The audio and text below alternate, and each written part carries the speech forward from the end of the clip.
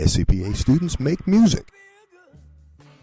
The motivation behind this lesson was connecting the unit circle to the sine and the cosine graph. Here we can see a nice little video showing how the y coordinate can be graphed against the angle as it goes around the circle to produce the wave.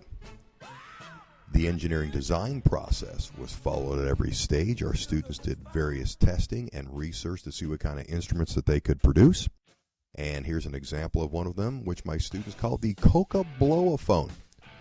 They realized that if they blow across a pop bottle filled with water, that it produced a certain note. They assembled it together, had a little problem with the hot glue, so they went to tape, and here's what it sounds like.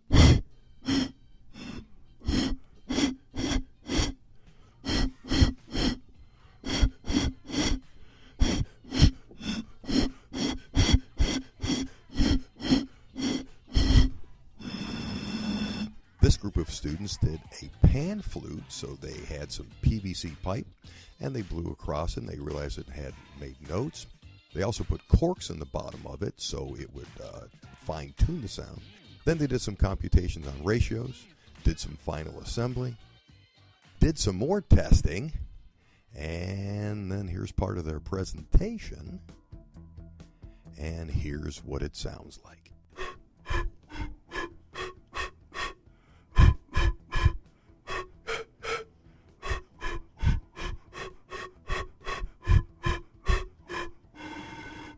Then we had an ambitious group that decided they were going to make a violin. Here's some young ladies in the group that were studying the violin, and they sat down and made a plan, and one of the fathers of the group was actually quite adept at woodworking, and he took a piece of scrap wood, and they reassembled the parts from a recycled violin with some fine-tuning, some testing back at the computer, and here's what it sounds like.